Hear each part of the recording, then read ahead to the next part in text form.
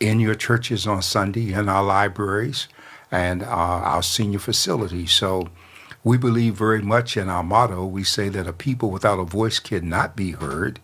And we also make it known at the same time that we're serving San Diego's African and African American communities primarily facilities, but that there is no race in terms of news. So we're joined this evening in a very special way. I'm happy to be here with my colleague, Dr. Leonard Thompson, and we have with us from the Voice and Viewpoint our managing editor, Miss LaTanya West.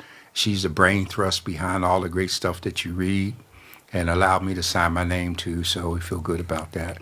But our very special guest is our mayor, the Honorable Todd Gloria, mayor of the city of San Diego. And we invited him here this evening to have kind of an open mic discussion. And so we want to hear from him from some things that are happening with the city, primarily concerned about people understanding the relationship between the city and the county. A lot of people still don't know what strong mayor form of government really means, because when they switched, they deliberately didn't tell folks what the difference was. So they're still kind of learning as they go. And we have a budget that we are concerned about, and housing, and just a number of things. And so we want to let the mayor have an opportunity to talk with us. I believe that if you have a question, you can send it in godradio1.com. We're not going to take live calls because we want to maximize this time that we have with Mayor Gloria. And so with that being said, Mayor Gloria, welcome to From the Desk of the Editor. Dr. Warren, it's a pleasure to be here. Thank you for having me. Thank you. Thank you so much. And so we would like to just throw this whole thing open. One of the biggest concerns that I see is that most people do not understand the relationship between the city and the county. And with the exception of Dr. Thompson, worried about paying for trash.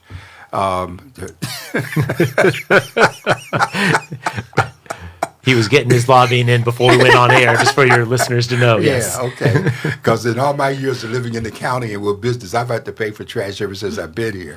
But, you know, he's concerned, so we try to walk him through it. So we want Dr. Thompson, did you have any opening comments before? No, I'm excited having the fellow Warhawk, Madison Warhawk, in the house. And so this definitely glad to have you, Mayor Gloria. So we're going to make sure we maximize our time today. And we got a lot of questions. Trash is not a big issue. I'm going to go ahead and pay my trash. I'm just trying to get some meter money now. We could talk about that. Okay. And so, look, Tanya, I know you have you'll have questions or issues as we go. So this is just an open free flow. This is different from most media things because we're just here to talk and enjoy the conversation. And anybody who doesn't like that, they should hang up and go away right now before we get started. Okay, go right ahead. Well, you were, I think, starting to talk about the city and the county and the Yes. differences. And I appreciate the chance to clarify, because you can imagine in the course of my day, you know, I get held accountable for everything. And that's fine. Buck stops with me. I sought this job, and even on its worst day, I love this job. That said, it can be difficult, like for a lot of your listeners and viewers, to see stuff that you want to effectuate but aren't within your command. And that is probably most clearly expressed by our homelessness crisis. And that's where maybe we just draw the line. You know, when folks see people who are suffering unsheltered on our streets, often what they observe are people who are deep in mental illness or people who are deep in substance use disorder. And they say, well, why isn't the mayor doing something about that? And I can do something about that. But I will tell you, the instruments I have are very blunt instruments. They're the sanitation department and the police department. And what you're observing is not someone who is garbage or someone who is necessarily doing something criminal.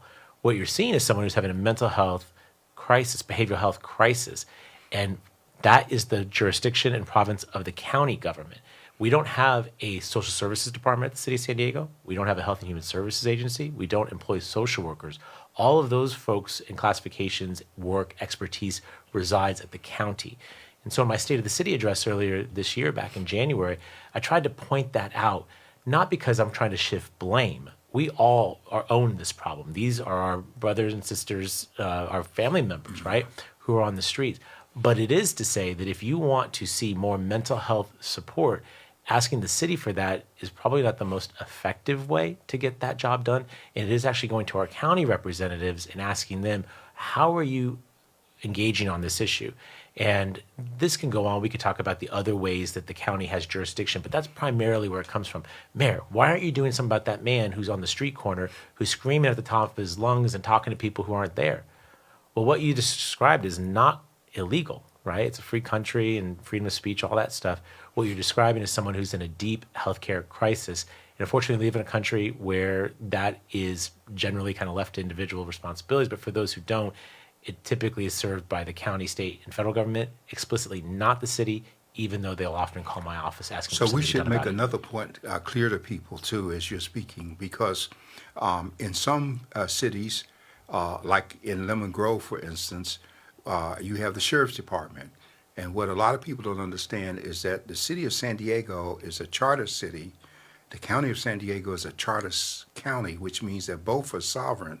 So those cities that are not charter cities come under the general purpose provisions of the state constitution and the law, and the county has more authority.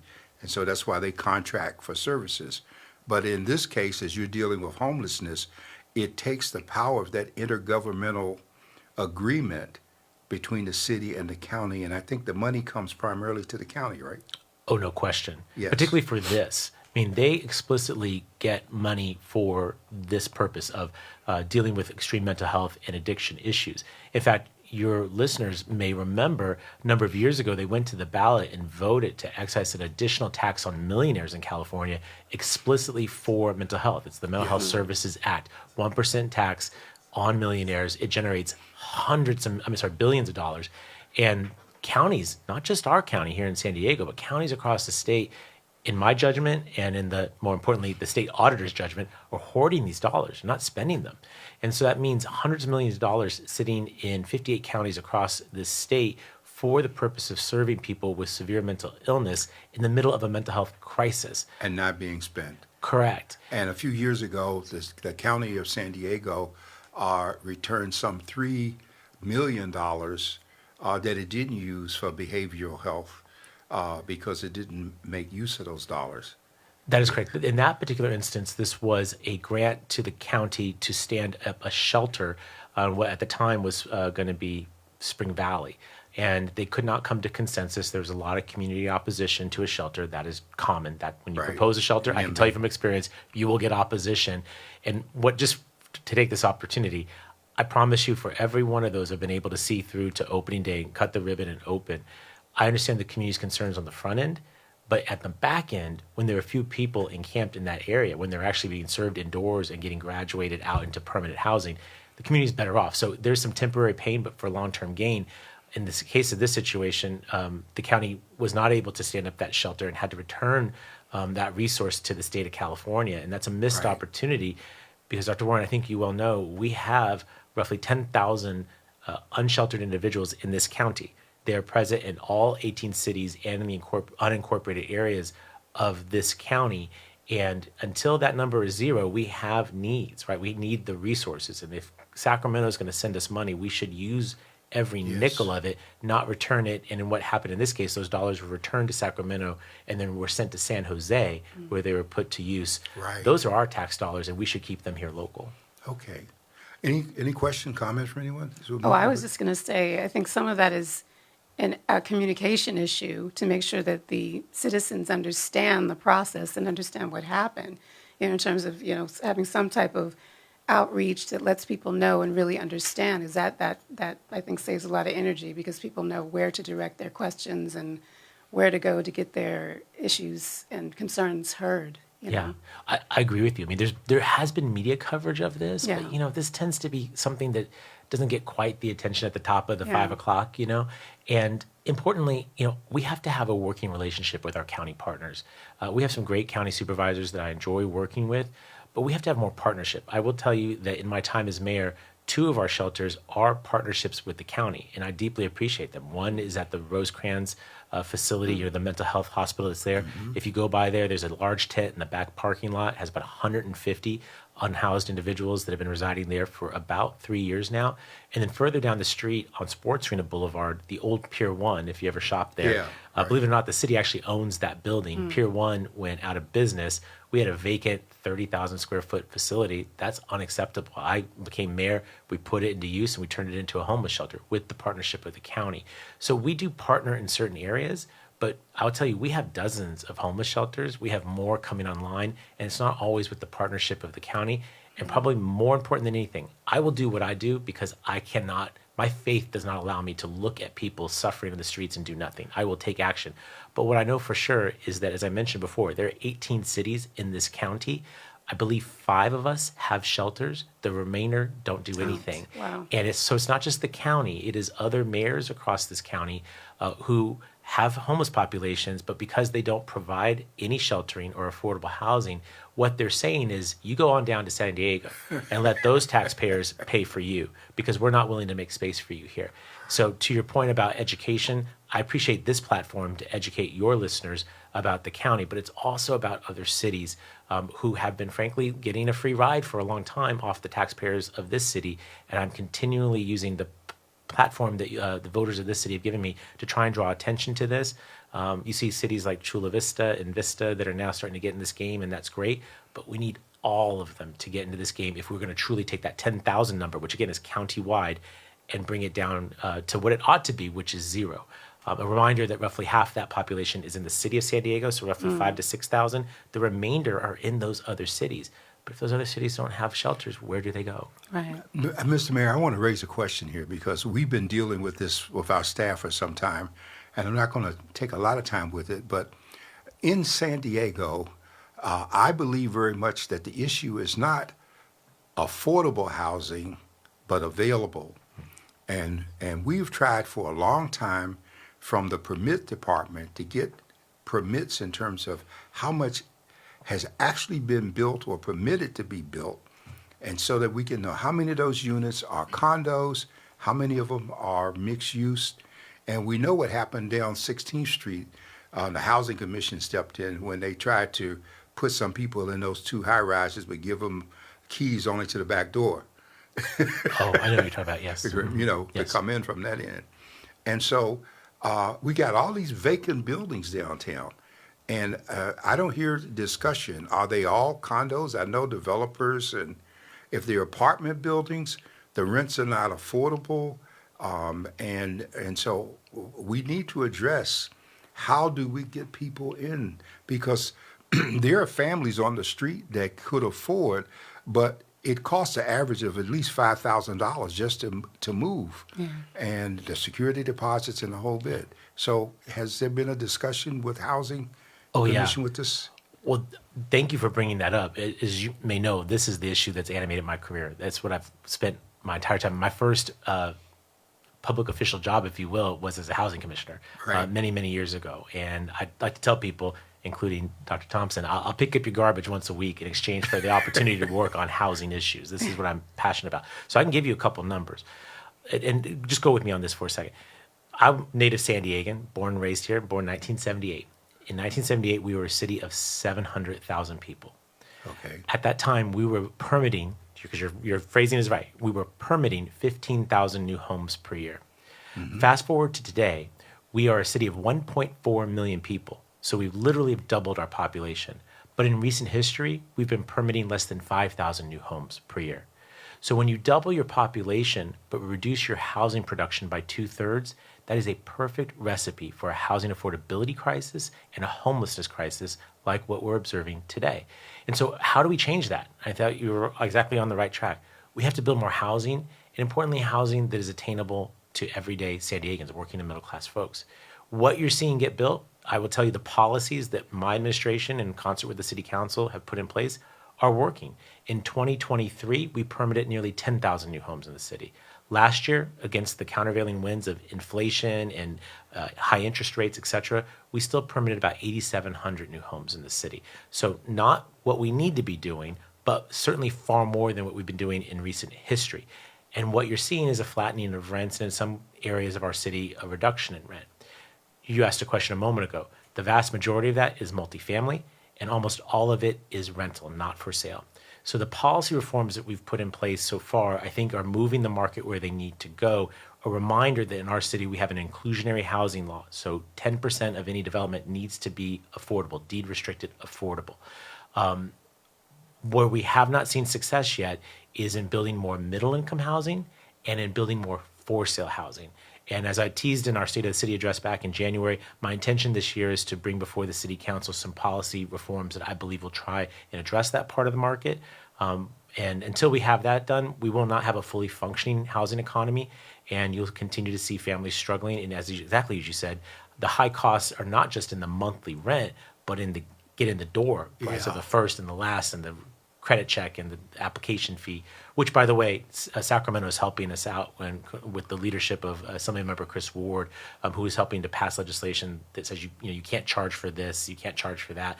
Try and give some renters a fighting chance to get in the door, even when they're competing with everybody, that the cost for entry is not as high as it currently is.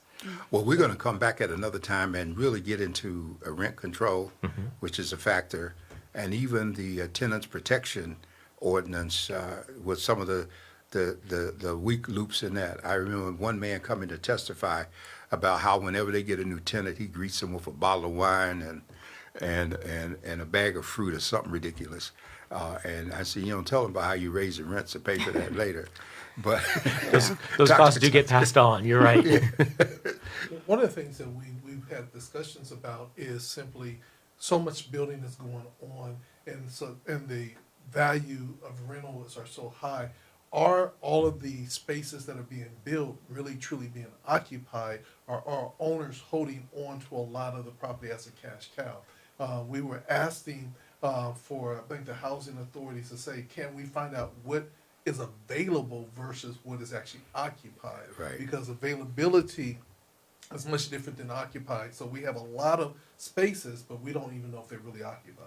That's a great question. I think what you're getting to is a concept that the council and the housing commission talked about a few years back around a vacancy tax. Really incentivizing landlords to actually put these units on the market and put them out to rent.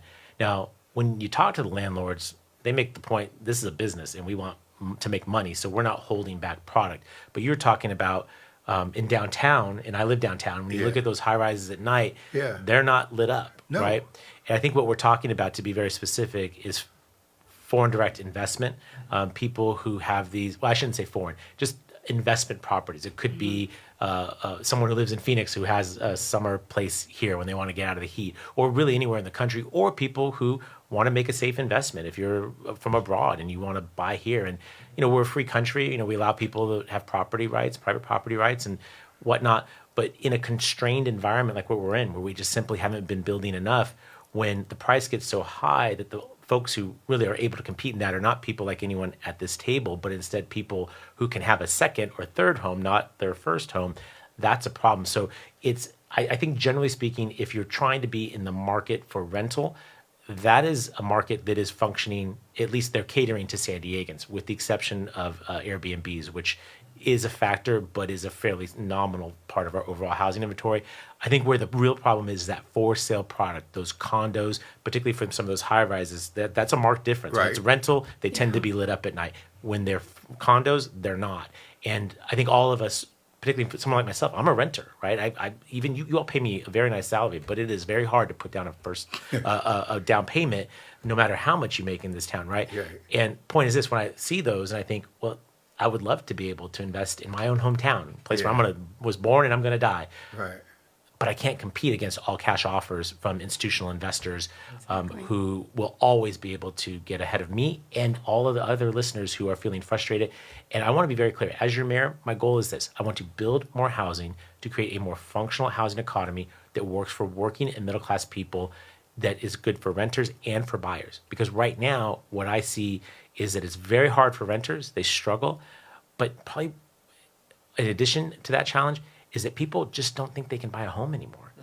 And that is not good for our city if people don't feel like they can be long-term participants in this community, where they have an eye on the door all the time because they don't know how much longer they can afford to live here until they give up and move somewhere else. That is not good. And just a reminder, I'm a son of a maid and a gardener. My parents were able to buy a home in this city as blue-collar workers just 2 generations ago. But I and my brother, both of us are the first in our family to go to college. Neither of us are homeowners. We've done everything right. We got the education, we got good jobs, we're doing our thing, but the bar has been set too high. And that's not about personal feelings. My brother, who's a good man, he's got a good job, he's got great kids, he's a soccer coach on the weekends, he's doing absolutely everything we'd want someone in our city to do. But he was born too late to be able to get in on a $100,000 single family house somewhere in the city. Those homes now are $1 million. And on his salary, that's not going to happen. I will do whatever it takes to get my brother's family here. But I know a lot of folks, the only option they see is a U-Haul out of town. And I want to be the mayor that stops that builds the kind of housing that makes people like my brother, working class people who make this city work, feel like there's a future for themselves here. Well, we're going to move on to the budget because that's such a big issue. But I will say, I believe it's 46 or 49% of the county residents are renters. And I contend that if they were voters, it might make a difference. But, we can't make them voters, so we're just going to have to wait. But we'll move on to the budget because that affects all of us in terms of what's going to happen with it. Hard decisions are being made, and there are things that need to be protected. I'm so glad for a change that we're talking about people and not about the seals as a priority in the budget, okay? Because, I've sat through these meetings where the first priority was the seals. We got to do something about Seal Beach. And if people get anything, they're just collateral beneficiaries. So maybe you can say a word about the budget priorities. Well, Dr. Roy, amen to that. Your listeners may know I served on the city council for 8 years. The longest city council hearing I ever sat through was for the La Jolla Seals. Yes. And that says something because I've sat through hearings on the budget, on housing development, homelessness solutions, and I get it. My mom's one of those people, by the way. She loves the Seals. I get it. But, in terms of ranking of priority, I think we should all know, what the priorities are. So, yes, we are facing a significant budget challenge this year. The city's budget is over $5 billion. That's what we spend to run the city each year. And we're projecting a $258 million budget deficit. Our general fund, that $5 billion total spend, our general fund's about $2 billion. So that $258 million is over 10% of our overall spend. So this is problematic because, again, $5 billion total, that $3 billion is off book. We can't really touch that. That's the water rates. That's the sewer rates. That's over here. So the general fund, which pays for things like our police department, our fire department, our libraries, parks, recreation centers, et cetera, that's in the $2 billion. And the $258 million problem solution has to come out of that bucket of money. So what are we doing? Well, I think it's first important just to tell your listeners what my priorities are as the guy who has to draft the budget. And I have 4. 1, we have to keep ourselves safe. Right, the first responsibility of government is the safety of the people and the property in the city, and so that's making sure that our police department, our fire department, and our lifeguards and paramedics are there when you need them. Second, we have to reduce homelessness. And why is that a budget priority? Because the fact of the matter is leaving folks unsheltered is actually more expensive to taxpayers than it is to shelter them. They utilize our hospitals, our paramedics, the police department, the sanitation department's constantly out there cleaning. It's very, very expensive. So even in this austere year, I do believe we will add somewhere in the order of about 500 additional shelter beds in our city this year, and I can talk to you more about how I think I can get that done. The 2 remaining priorities, build more housing, because again, that's what most people, this cost of living crisis that we're living in, the number one consumer of a family budget is the rent or the mortgage, right? And so the city has a permitting department. You were talking about permits a moment ago. If we're processing permits, it's going to give you more of a fighting chance to actually get something you can afford. So there's that. And last, fix the damn roads. Right, I hear it all over our city. A lot of folks will tell me whatever neighborhood they're in is the worst streets in the city. My experience has been the worst street is the one you live on. But we have in the first 4 years I was mayor paved about 25% of our road network. That means about 75% of the road network needs some TLC. And by the way, when I say fix the damn roads, I kind of have that as a catch-all for infrastructure because I also would throw stormwater in there. You may know, all of you may know, you're close watchers of city work. Our biggest unfunded infrastructure asset class is stormwater. Actually is in the roads, and the roads are not great. So you understand how bad the stormwater system is. So knowing those are the 4 priorities, keep us safe, build more homes, reduce homelessness, fix the roads, that's what I'm focused on, right? We have to propose a budget at the end of next week, April 15th. I want to be clear with your listeners, that is a preliminary draft budget. It is developed with my department directors and myself without the benefit of council or public input. But I do want to give you all something to react to, because when you just allow people to talk, they'll bring up everything and we'll never get anything done. So we'll publish that, and then the public will and the council have a month to respond to it. And May 14th is when I propose what is really the budget, and then we'll have another month of debate. The council is scheduled to adopt the final budget on June 10th. Well, let me ask you this. Have you all considered zero-based budgeting? Yes. And how is that? Because people say they have, but then they still hold back and they want to, and so that seems to wipe out anything that was just being held on to, then we go forward. So how is that working? Well, it's working in the sense that because of the size of our deficit, I've asked everyone to completely rethink how they do their budgets. Now, we have some directors that have been around a very long time. We have some directors that are just brand new. So it presents an interesting spectrum of respondents. For the folks who are like, I've seen budget deficits before, I know how to deal with this, Right. to the ones that are fresh and new. Your listeners may have heard something about this, but back in December, when it became clear that Measure E was not adopted by the voters by a very slim margin, that we were going to have to make these reductions, I directed departments to provide me with 20% reductions to their. What does it look Right. like? What does 20% reduction look to you? Now, I want to be clear. 20% from every department is more than $258 million.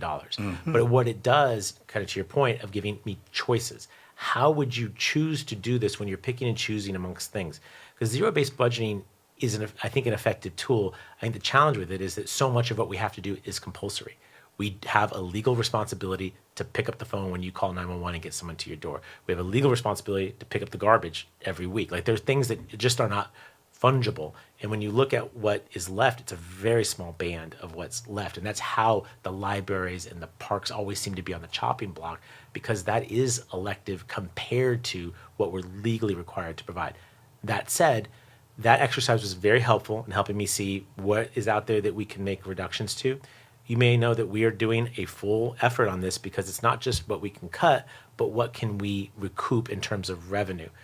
We have not been charging full cost recovery on our permits for a very long time.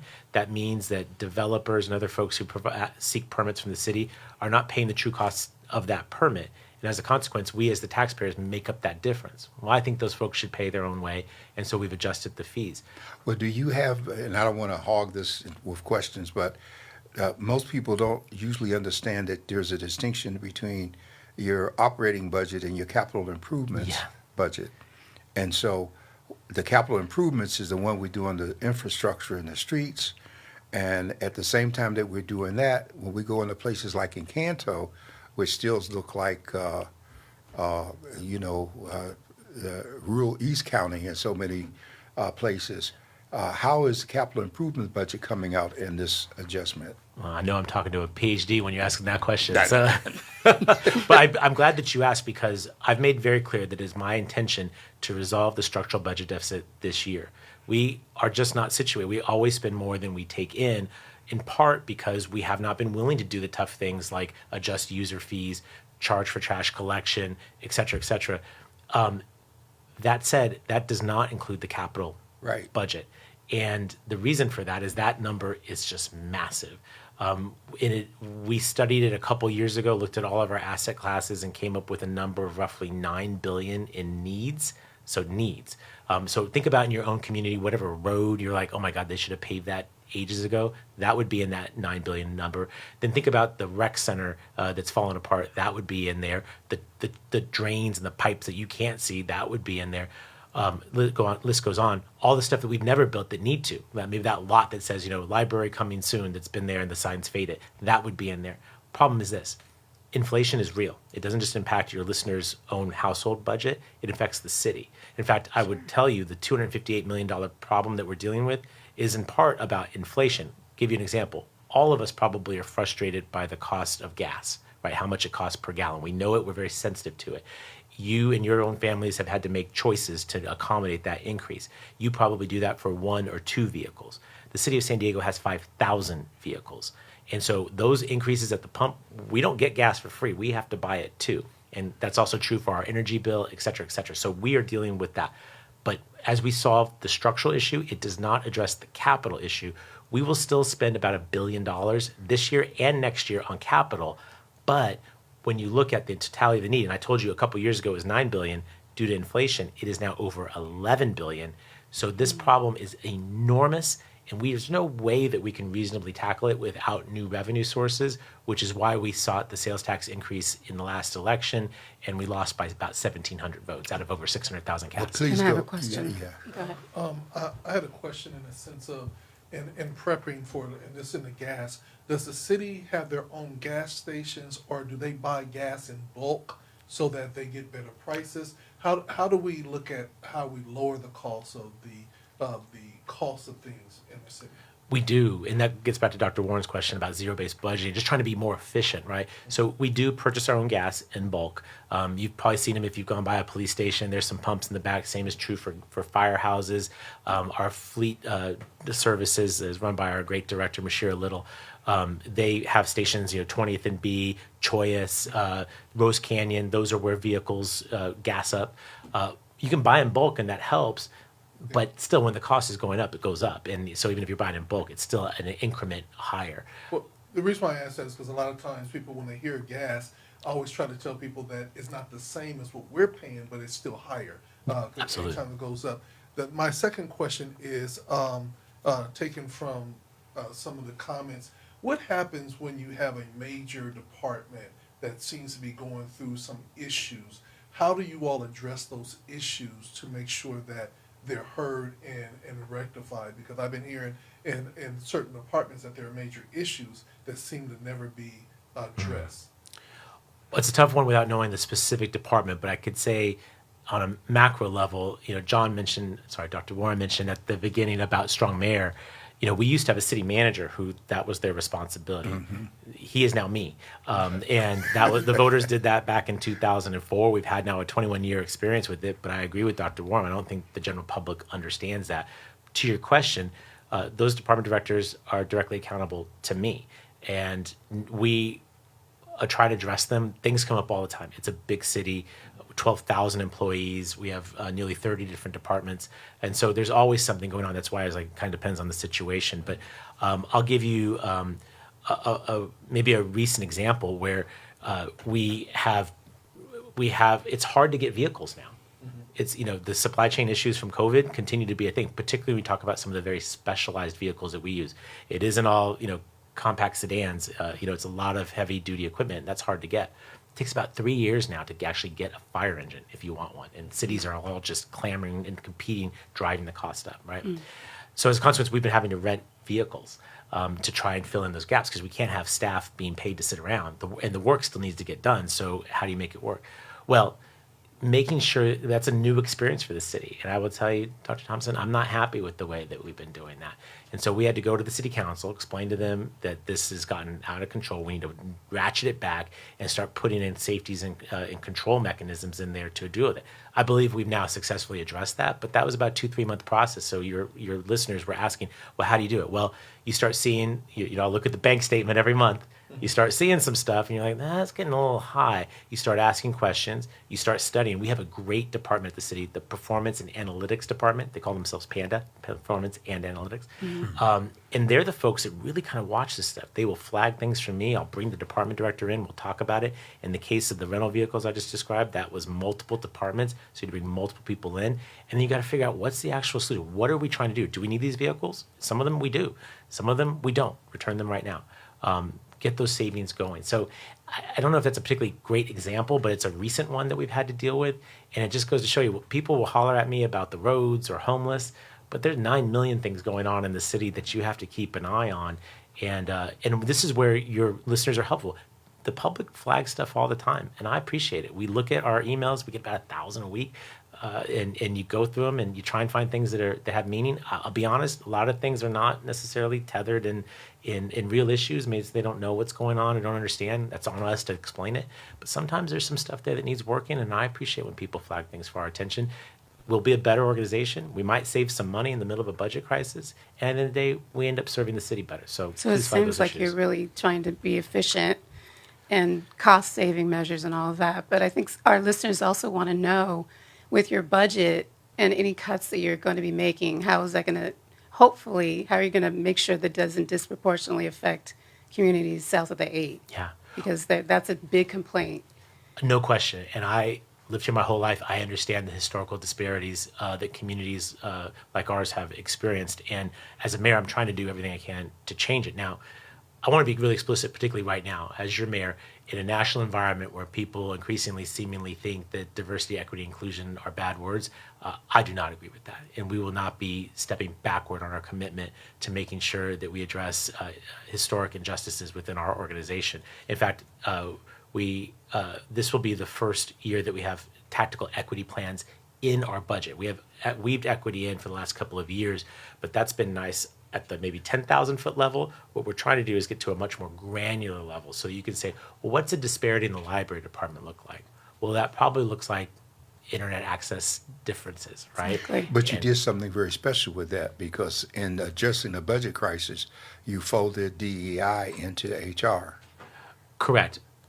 Our race and equity office, one of their primary functions is training staff to Right. do this work because it shouldn't be owned by a handful of staff members who are responsible for diversity, equity, inclusion. If we're doing this correctly, all 12,000 employees understand what those terms are, what it means, and how that plays out in real life. And so they need to continue that work as members now of the HR department to make sure that we are continually training our staff so that whether you're an engineer in our capital projects department or a park ranger, you understand what piece of the equity pie you have to deal with and how you're going to make it better. Back to your question, what I think people don't know, and I understand that they don't, is a couple of years ago, the city council with me worked together to put equity into not just our budget, but into much of the work that we do. So Dr. Moore, when you were saying a moment ago about how Encanto kind of looks the same Right. as it has always looked, Right. let me explain very quickly for your listeners. Historically, most of the money for capital improvements came from developer fees. And the city's policy at the time was to keep those fees generated in the neighborhoods where those projects were constructed. And it makes some sense on the high level, right? You're building a new dense housing development. They have to pay a firehouse fee or a library fee. Well, then let's go ahead and keep that money in that neighborhood. But here's the problem. What we have are accounts for certain neighborhoods that literally have millions and millions of dollars in them with no identified projects. Meanwhile, we have some of our older communities that have been underinvested in for over a century no with no dollars. money in it. Right. So what we did a couple of years ago was collapse those 50 separate different funds into one fund. And so now we can choose as elected leaders, you all have elected us to make decisions, to choose where is that money most needed? Where are the gaps and disparities most evident, and then invest in accordingly. It is not coincidence that last Friday I dedicated the JFK Park in Lincoln Park after a $5 million renovation, and later that same morning went over to Memorial Park in Logan Heights to dedicate a new senior center there. That funding flexibility that we've now built into the budget allows us to invest in communities the way that we couldn't previously. So even with reduced resources, that flexibility and the fact that we consider equity in everything that we do now, I think means that we'll at least be able to give a fair shot, and certainly the questions will be asked. Now, that was a long preamble to the cuts that we're anticipating. There is no way to balance this budget as we're required to do. We're not like the federal government where they're allowed to run a deficit. We must, by law, balance the budget. You can't cut over 10% of your budget out without making some level of reductions. I've already shared with you priorities are keeping folks safe, build more housing, house the homeless, and fix the roads. There will be reductions really to every department. They'll have to do something. But I'll give you an example. You talk about efficiency. We have a great fire chief, Rob Logan. I was very proud to appoint him. I'm glad he was supported by the council on a unanimous vote. Chief Logan, probably not too happy about this, but he's a good team player and he's a good fire chief. His office is in rented private space in downtown San Diego in a Class A office building. That lease is coming due later this year. I'm canceling that lease. We will not be renewing that. That will save the city about $8 million. Chief Logan will be moving in with me over at the Civic Center complex. All right. It's not a Class A office space, but he's not a fancy guy. He just wants to serve the communities. That savings will help us bridge that gap. Moving into an owned city building means there's no rent, right? So that problem is solved. That's the kind of reductions I'm hoping to make, ones that the public won't see or experience, but will allow us to continue to make sure that the fire station in their neighborhood stays open. And I'm so glad you raised that point because I've got two big bones here to pick. Ooh, let's go. Ever since I've been in the city some 40 years with a voice and viewpoint, I have never had the San Diego Fire Department do one recruitment effort with the Voice and Viewpoint. Not one. And that is very significant because fire departments represent old guard family places. That's why when 9/11 took place, there were so many families decimated because the uncle, the brother, the cousin, everybody was in the department. And through all the fire chiefs, I appreciate we've had fire chiefs of color. That's wonderful. But at the same time, and I've talked to Logan about this, there is no recruitment effort being made other than when we go to a church and we tell people we have some vacancies. That's not meeting the requirements of law, notice and due process. The police department, I've talked to Chief Wall about the same thing. You got new classes starting. They still do not. They spend all this money on PR campaigns, video, and yet we're in a city where during the pandemic, we had close to 50% of our people who were not on the internet. And so it's not sufficient to put a vacancy up on the city's website and say, well, y'all supposed to go see it. And I am getting real tired of beating this horse and having people think this is not about special treatment for us. It's about community papers have become an integral part of San Diego because of the diversity of the population now. And so it's no longer sufficient to just put something in the transcript, which used to be the place when people had to go there to look at the architectural blueprints and all the stuff they can see online now. They don't even distribute outside of the building. And yet the city is still pumping the business over there to them. When they did the charter, the UT put a handwritten provision in the charter. I won't say the UT, let's say the city put a handwritten provision in the charter that said the notices could only go to newspapers of daily general circulation.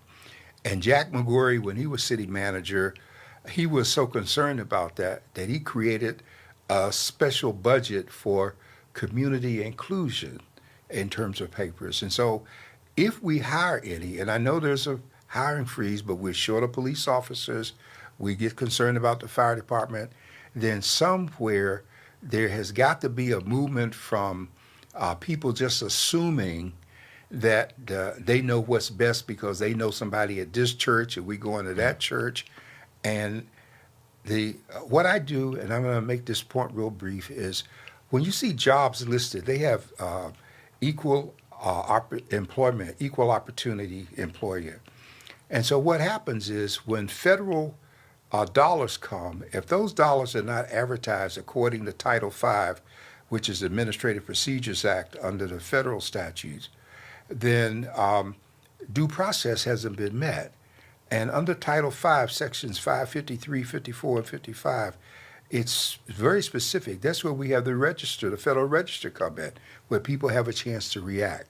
So it's not about how many people you count that see it as much as it is about making it available to be seen. And these are places that we stay very weak in. Even before you came, the Equal Employment Opportunity Commission, the Civil Service Commission, they were all putting out these weak reports. You remember years ago when they did these $400,000 studies about equity, and when the Association of General Contractors had 99% of the contracts, but they wanted 100, and so they fought. You've seen all of this from the days you were there. So these things have not really gone away for us, and they need to resurface. And some of it is difficult because we have a city council that doesn't remember much of what you and I are talking about. When you say you were born in '78, that was the year that the San Diego Police Department had to go into a consent agreement with the Justice Department because of how they were treating people here. And so we've come through a lot of time, but we don't want to repeat that time. Yeah. And so we want to keep it kind of in front of you because if nobody mentions it, you'll miss it. Yeah. And it's kind of key. So I'm through on that horse. I'm sorry. No. It's important. It's important to bring up. There was a reason I studied history at the University of San Diego. It was your favorite, yeah. It repeats itself, Yeah. right? Yeah. And Dr. Warren, you bring up something. The challenge with term limits is that the constant turnover of leadership means Right. Yeah. that people look at issues from about an 8-year horizon, and sometimes just 4, right? And that most of the issues we're talking about are measured in decades, if not longer, right? Right. And but what I would say is that the work that I do at City Hall is always informed by my grandparents who came from all around the world, Philippines, Puerto Rico, a Native American reservation in Alaska, in Oklahoma. And I think about my grandfather who came here because of his military service, and in my life, I never saw him in anything other than a 3-piece suit, to include mowing the lawn of his house in Claremont. And as a kid, I just thought it was sort of weird. Like, why is my grandpa mowing the lawn in a suit? It's odd, right? As an adult, I understand that a man of color who showed up in this town in the 1940s and had to raise a family in Claremont in the 50s and 60s was not accorded equality under the law. Right. No. And that suit was the only way that he saw that he could communicate that he was a man worthy of respect. That was only 2 generations ago. He always freely shared that the home that he and my grandmother bought in Claremont, that they had to pay more than anyone else on that block because they were the only family of color on that block. But they wanted to be there because they knew the education was going to be better in that community, and they wanted that for their kids. I'm grateful for his sacrifices. I'm sorry for the experience that he had, and I recognize that I get to have this job because he was willing to put up with whatever they threw at him, which was some pretty tough stuff, in order to give me the chance to be here. So that history stuff is important, and I don't forget it, and I hope that all of us can remind everyone. Leon Williams' going home ceremony the other day, I mean, I like some of those stories about the history because it wasn't that long ago. Yeah. And there's always the risk, particularly in America today, of going backwards. And we cannot allow ourselves to do that. We've all fought too hard to get a seat at the table. And once we have that seat, we should all share in those benefits. And Ellie asked, how are we going to do things differently with capital improvement, with noticing of employment opportunities? Yeah, one of the things that just to follow up with that is Yeah. how do we keep more of the city business, especially when it comes down to consultancies in San Diego? One of the things is that people who do PR, a lot of the PR people are from outside of San Diego, and so they don't have the real snapshot. So they go to the things that they know or that are the biggest. How do we then require in these contracts that not only do they use San Diego resources, but beyond just what they can see, but actually do real research to make sure that they're actually involving all of the community and not just what they can find or what they know? I love that question because it sounds like it's a simple one on its face, and then you get in the innards of it, it becomes hard. What does that mean?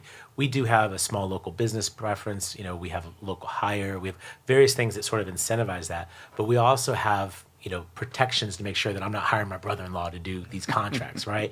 And so these sort of, it's got to be blind, but we want to make sure that these protections are in place for local, et cetera, et cetera. And as you were saying a moment ago, Dr. Warren, we study this stuff all the time, and we always seem to fall short. And I think that's why, right? And let me also throw on top Ward Connerly and the race blind sort of thing that we have to do, so we can't even necessarily measure some of this stuff. So I'll get folks who come up to me and they're real hot, and I understand why. But they may or may not know. They may even voted for something that's making this problem hard, right? Right. Let alone, or maybe didn't vote, to your point a moment ago, or Yeah. they didn't show up. This is not trying to excuse my way out of the situation. As I mentioned a moment ago, we're going to spend $1 billion, even in a budget crisis, on capital improvements in neighborhoods all across the city. And we do want to see more of that work stay local. This is part of why the city council adopted a project labor agreement, so that we do have one means of making sure that the hiring halls for this are held in Canto and in Mountain View and in Claremont and Linda Vista, to hopefully get San Diegans to do this $1 billion worth of work. Some of those other kinds of contracts, the consultant, the outreach, that becomes a little bit harder. A lot of those folks that bid, even the outsiders know they got to find a local or two that have some sort of beat knowledge, if you will, of neighborhoods. But how that always plays out, one of the things I hear from folks is, I'm a sub, I get invited to be a part of this team on the front end. They get the contract and then they say adios. And I do believe that does happen. And when we try and perfect that, people are wily. They will always try and work around. Back to the conversations of how do you hold people accountable at departments or zero-based budgeting? Like, if it isn't working, who's asking for the fresh reconsideration? this is one of the challenges and why we have to solve the structural budget issue this year, because when we're constantly just looking about what we're going to cut, we're never talking about how we can start at adding, right? How do you add in the oversight, the protections, that kind of stuff? Because right now we're saying, how do we just keep people on the job? Like, how do we make sure that we actually still pave another couple hundred miles of roads next year? Or are we just going to give up on that? So we need to get to a place where our foundation is strong enough to start having those more evolved and deeper conversations than simply issuing the contract, but making sure the contract actually does the actual benefit of sourcing from San Diego. Because guess what? If they source from San Diego, they pay San Diego sales tax and that comes back to us. This is the kind of stuff that we need to put this behind us in terms of our budget issues so that we can actually do the work of having greater impact. Well, that's where we have to do an education, because you will recall at one point when we got real concerned about contracting, we started breaking the contracts into smaller amounts. Then the problem was getting a bond. Yes. Okay, and so then we started trying to come up with smaller bond issues. I know the school district even brought it down so that they had a one-day fair where they were able to give contracts that came right under the window of the amount for bonds being bonded. And so we didn't have the insurance companies and the people didn't have the history. And so we've lost a lot of that. And I think because of the internet, because of how we just kind of dump stuff over into one place. So I think we will have to have some groups go back and review some of those things in terms of how they've been done. Now, I got one real key question here. You mentioned, we talk about the capital improvements budget and the operating budget. Just for the record, the reason so many cities got into difficulty with infrastructure is because they were invading at one point the capital improvement budget to balance the operating budget. And I'm wondering, has anyone ever tried to bring that up here? Because some people are concerned about the amount of money, but their streets have already been fixed. Okay, and so, and I mean, when you talk about the budget the size that it is, you could very easily reach into it and take something and balance. So how has that worked? Has the independent budget analyst mentioned it, or have you been pushed on that? I mentioned it. Well, so this is a very relatable situation. When times are tough, maybe your spouse loses your job or you lose your job or whatever, and you start to tighten the belt at home, what do? You don't replace the water heater. You let the roof that needs replacing go another year or two. Right. The city's no different. When our times are tough, we start shorting on the long-term capital improvements. That's home talk for a new roof or a new lawn or whatever the case may be. The challenge for us is we've been doing that for a generation or two now. Mm-hmm. So here's why this is getting at a sort of critical point for our city. San Diego grew in two very large spurts. In 1915, we hosted a World's Fair that gave us Balboa Park and brought the military here, and then we were off to the races, right? And then after World War II in the 50s and 60s in the defense industry and other stuff, again, huge amounts of growth in our city. What does that mean? That means that the dams and the roads and the sidewalks were built 150 years ago, right? Which are generally the lifespan for those things. Every one of our dams are 100 years old or older. We've got our money's worth out of them. They're now at the end of their useful life. Same is true for maybe a sidewalk, end of its useful life. We just happen to be the San Diegans that showed up at the time when these bills are coming due, and previous San Diegans, other leaders, mayors, et cetera, have been putting off replacing that roof. Right. But that was fine for year 1, 2. When it's decade 3, 4, or 5, think about City Hall. We have our original roof on our City Hall from 1965. It is still run with the same HVAC system from 1965, which is to say not energy efficient. But when looking at, do I replace the HVAC or the roof at City Hall, or do I keep the library open a few more hours for the kids, or do I keep the pools open so the kids are occupied in the summertime? We've always chosen to do that. That is taking from the capital budget to put it in the operating budget. I think generally people would agree with that, but we've been kicking the can so long down the road that the road now is full of potholes, and everyone's saying, Mayor, fix the roads. Well, we're trying to do that. Okay. So one of the things I want to ask, even with the air conditioning piece would be, but if we do replace the air conditioning, wouldn't it make it more efficient? We'll save money, things of that nature. Here's the question I have, because I saw this on the news this morning. They said that if your car gets damaged through a pothole, they advertised that the city would help fix it or repay it. I'm like, where are we getting this money from? Because everybody's car is being damaged. Yes. Well, Yes, I also saw that coverage, and that happens to be true. You know, if we break it, we should buy it. This is making things right. Where does that money come? It comes from our risk management department, which is essentially our insurance. We are self-insured, so that is coming from your library money. That is coming from your fire department money. But yeah, you know, my heart breaks when listen, when I was growing up, if we had a flat tire, that killed the whole month, right? We didn't live like we had room for that. And I know that's true today for people with flat tires, bent rims, you know, broken axles. That happens, and it's at the city's expense. And when it is, we should make it right. But that said, this is no way to get ahead of the budget challenges. And a part of why, you heard me say, what are my 4 priorities? One of them is fix the roads. That is intentional, because if we're fixing the roads, we're going to have less claims. That is reducing costs to taxpayers, but also reducing pain on families that are trying to make ends meet during this affordability crisis of ours. So, Dr. Warren, back to your point, like, you can skimp on capital, but that bill is going to come due eventually, and it is coming due eventually. You have seen what has happened from underinvestment in stormwater repairs. Oh, yes. The OB Pier is closed currently, and it has no hope of reopening. Right. We have other city facilities that are just not in good repair, and I'm so sorry that my predecessors were never honest with folks to say, no, you probably need to pay for trash, or, you know what, I'm sorry, we do need to increase the parking meter rates in order to get the resources to fix this. Because right now, what we're doing is just seeing people, one after another, flattening their tires on a potholed street that should have been fixed 20 years ago. And instead, we're going to pay out to repair that tire and then just leave the street falling apart. That is not a way to run a city. And that is why, again, I was saying a moment ago, I'm insistent on us figuring out a way to structurally balance this city. I've been reelected. Thank you to the voters of this city. It means I have 4 more years at the city. Let's do all the hard work this year. Let's bear down. Let's make the tough choices. Let's make the hard calls. Let's do the things that we're not really happy about, so that for the next 3 years, you can draw upon my expertise and the expertise of our city council. 7 of the 9 of them are in their second terms. They've been around the block. To take that expertise, put it to work, and let's rebuild the organization thoughtfully with the right priorities. And of course, that assumes that the economy doesn't go into recession, which the news today about terrorists makes me very nervous that may be the case. We should be. But that said, at least I should plan for what I know today, which is that as presently constituted, we need to solve a $258 million budget problem. If we do it with ongoing reductions to match ongoing spending, then next year, you know, every year we grow about $30-50 million because, you know, more people, whatever. Then let's pour as much of that money back into the capital plan, into needed neighborhood services. So here's a trick question for you. Yeah. Now that La Jolla wants to succeed from the union, and they got enough signatures, how much revenue do we lose if they're successful with getting their cityhood? Well, I would tell you the deadline was yesterday to supply Right. the signatures, and my understanding is they did not Oh, they supply did? enough. Okay. That's true. Okay, I'm getting the thumbs up. And so my hope is that's behind us. Right.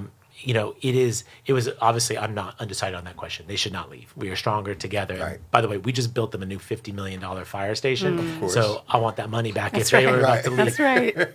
But, you know, that said, I want to show some respect for really all communities. But here's the deal. La Jolla is one of the oldest neighborhoods in the city. Their roads and sidewalks are as bad as any other place in the city, Yeah. right? That said, now, here's also the truth. When I was a kid growing up, where did we go to recreate for free? La Jolla. You know, the beaches were free, right? The parking's free. The parks are open, right? So I think all of San Diegans care about all of our neighborhoods, right? A lot of folks from the 4th Council District work in the 1st Council District because that's where some of the jobs are. So we should concern ourselves with the state of repair that's there. That said, those same communities, you know, this is a very expensive matter, right? To do the studies and to do the balloting and all that stuff. I mean, this is money we don't have, right? So there's that. But there's also, you know, they are contributing. The Torrey Pines golf course that's in La Jolla is owned by the city of San Diego. It is Yes, owned it and is. maintained by the people, the taxpayers of this city. And that does generate significant revenue. And that is revenue, again, that we can help put back into communities. The hotels that are in that community do generate revenue that go back into the full city. So this is a symbiotic relationship, and no one neighborhood is apart. Going back to what we were discussing before, this idea of 50 separate pots for infrastructure improvements that only stay in North Park or in Scripps Ranch or in Otay Mesa, that is not how we live our lives. You know, I live and work in downtown San Diego. I'm here with you right now in Kearny Mesa. Parts of today I was in Claremont and in Logan. You know, you go around the city. We should all care about one another, but while acknowledging that there are historic disparities. And we can do both. I'm hopeful that we're putting this behind us, and then we can get back to the business of operating as one city, who's all of our 1.4 million people, all of our fates are intertwined, and we can't act like we can just shove off and act like, well, that nothing's going to happen. And to be very clear, I was very clear with those folks. We will get our money back for that fire station, for that golf course, for the streets, the sidewalks, the rec center, the library, all the things. So we paid for that. So I would expect full repayment. Yeah. And then, you know, they want to come to ours. They want to dump their garbage in our landfill. Well, we're going to pay a pretty penny. Or we're going to, you know, if you want to put your sewage through our Point Loma wastewater treatment plant, we're going to charge you a lot. So this was never going to be a winner for them, which is why I don't think this is moving forward. So what I'm hearing is fairness, right? Fairness. And you have some hard decisions to make, but you're going to be making them equitably across the city. Absolutely. I'll give you this. This is a concept I'm sort of working on, back to those department director conversations or whatever. You know, I recognize that we need rec centers in every city, or every neighborhood, right? They are important. Doesn't matter where you're at in the city, La Jolla, Encanto, it's important. We're going to have to make reductions. That's just going to happen. But what I'm trying to work with the department right now is to say, okay, let's have like a base number of hours that you just know they're going to be open in all parts of the city, but then give the neighborhood or the council member the chance to maybe make adjustments with maybe 10 of those hours. So maybe you're an older community. I think about maybe Rancho Bernardo. There's a lot of senior citizens in that community. Maybe that you take those additional hours, you put them in the morning. Or maybe you're a community, a rec center that's right next to an elementary school or a high school. It would really be advantageous for it to be open at night. That's getting to the kind of work that I'm trying to do with the city at this point. Okay, we're a big city. There are certain baseline services, but let's curate this for where we are in the city to try and meet the needs of that unique community. That's how I see this sort of playing out going forward, that we all share in the pain of the budget reductions, but we do it in ways that match the context of the neighborhood where they're playing out. So we are running out of time, and this has been great. I was glad to hear you mention Torrey Pines Golf Course. Because when I did Gold Coast, I had to remind them that they were a public golf course. And so we were able to use it each year. For all the years we did it, we had our golf tournaments there at Torrey Pines. It gives me no greater pride than standing on those greens. I was there not a month ago with Tiger Woods and reminding the whole world, this is city property maintained by city workers, owned by the city taxpayers, and people often get surprised. I understand why maybe someone would forget that it's public. And I don't play golf. I just go there to wave to them and meet them when they come back. You and me both. Yeah, I don't play either. I haven't got time for that. Yeah, we weren't interested. Your Honor, this has been a real great opportunity for us. I think we've had a great discussion. For everything we touched on, there were things that we didn't and couldn't, just in terms of time. But I think that the public always needs this education process, because in so many instances we have forgotten more than they're learning in terms of how city government works. And I think that that you're doing a great job with it.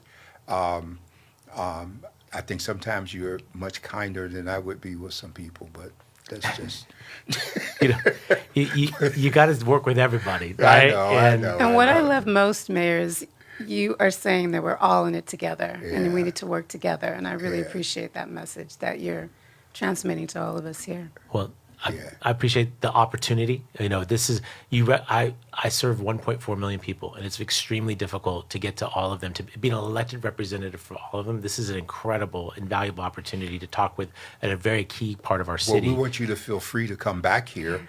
We want you to know that all of our programs are archived, so that people will be watching this program in great numbers even after tonight, ongoing, not only here, but globally, that we now have an international following. I know we have, from our paper, we got 184 countries that follow us. Wow. And then 72. He's got 72, and we actually hear from these people because in our case, we have a social analytics person who tracks 24 hours a day what they read, what they look at, what they hear, and the whole bit. And so we're excited about it, and you'll be you'll be getting residual from this. You might be getting Residual calls. Can the exposure. city make money off that? Yeah, residual stuff. You okay. it had me off the pass. I would be delighted to come back, particularly after our budget's introduced, to maybe Right. explain it to your listeners so they understand what the trade-offs were, what's the thought behind it. Right. Again, we're only at the beginning of this process, Yeah. right? The public review in the months of April and May. We're currently working off of really old data. We work off of basically November economic data. So we'll get new data in April. This timeline was, by the way, set by the voters in the charter, Okay. so I don't get that trick. Okay. But coming back to educate or help explain or take feedback from folks would be ideal. And we have a lot more work to do. Once we pass this budget, hopefully in June, it starts on July 1, there's going to be new issues to have to deal with. We're going to figure out big and challenging issues like trash collection, paid parking at the beaches, capital improvement plan. They're big issues. And to your point, we're all in this together. And I want to make sure that I at least have the opportunity to benefit from everyone's input. And then make the tough choices to move us forward. Again, the goal is simply to make sure that we're a city where everyone can feel included. I recognize everyone at this table has probably not always felt like this city was for you, and it probably still feels that way for a lot of your listeners. We can't make up for decades or centuries of challenges in one mayoral No. term. You're not going to be able to do it in two either. My goal is to move this as far as I possibly can with the time that I'm given, and then pass the baton to the next person to run it as far as they can. That's the relay race of history. I'm going to do my part with the time that's been given to me. Dr. Thompson, take us out. That is from the desk of the editor with the Honorable Mayor Todd Gloria with us on this evening. Thank you so much for your time, and thank you all for listening. Continue to share, send your feedback into the San Diego Voice and Viewpoint, and anybody who has any questions, continue to ask them, and we will get back to you as soon as possible. Until next week, this is from the desk of the editor with Dr. John Warren, right here on GODRadio1.com. Be blessed.